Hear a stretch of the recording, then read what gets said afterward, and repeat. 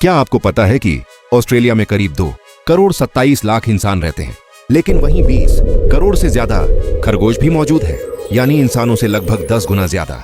Australia में यही खरगोश इतनी तबाही मचा चुके हैं कि सरकार ने इन्हें खतरनाक और नुकसानदेह जीव घोषित कर दिया है। लेकिन हैरानी की बात यह है कि यही खरगोश चीन में एक चमत्कार बन गए। चीन ने पिछले 30 सालों में 40 लाख से ज्यादा खरगोश इंपोर्ट किए, खाने के लिए नहीं बल्कि एक रेगिस्तान को बचाने के लिए। ये कहानी है कुबूची डेजर्ट की। एक समय था जब ये रेगिस्तान हर साल 5 लाख एकड़ उपजाऊ जमीन निगल रहा था। चीन ने पेड़ लगाए, प्रोजेक्ट चलाए, लेकिन रेत का ये समंदर काबू में नहीं आ रहा था। फिर एक दिन वांग वेनबियाओ नाम के एक लोकल एंटरप्रेन्योर ने सब कुछ बदल दिया।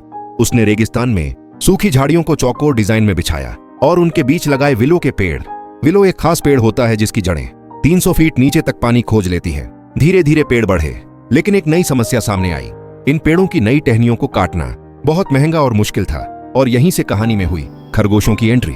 चीन ने यहाँ लाए रेक्स रैबिट्स, एक खास नस्ल के खरगोश जो विलो पेड़ की नई टहनियां खाना पसंद करते हैं। खरगोश टहनियां खाते गए, पेड़ का तना मोटा होता गया और वही पेड़ पेपर और फर्नीचर इंडस्ट्री को बिकने लगे। लेकिन असली कमाल अभी बाकी था। खरगोशों का गोबर नेचुरल फर्टिलाइजर बन गया, जमीन में नमी बढ़ी, घास उगने लगी, और क्योंकि खरगोश घास के बीज पचा नहीं पाते, बीज दोबारा जमीन में फैलते गए। रेत धीरे धीरे खेत में बदलने लगी। कुछ ही सालों में जहां सिर्फ रेत थी, वहां सब्जियां उगने लगीं। लोगों को रोजगार मिला, हर घर एक छोटा फार्म बन गया। आज कुबूची डेजर्ट का 33% हिस्सा हरा भरा हो चुका है। हजारों लोगों की जिंदगी बदल गई है। लेकिन कहानी यहीं खत्म नहीं होती। यहीं पर बना दुनिया का सबसे बड़ा सोलर पावर प्लांट, जो ऊपर से देखने पर दौड़ते हुए घोड़े जैसा दिखाई देता है।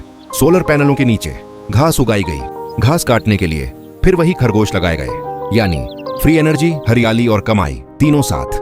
अब सवाल यह है, अगर खरगोश इतना फायदेमंद है तो ऑस्ट्रेलिया में खतरनाक क्यों?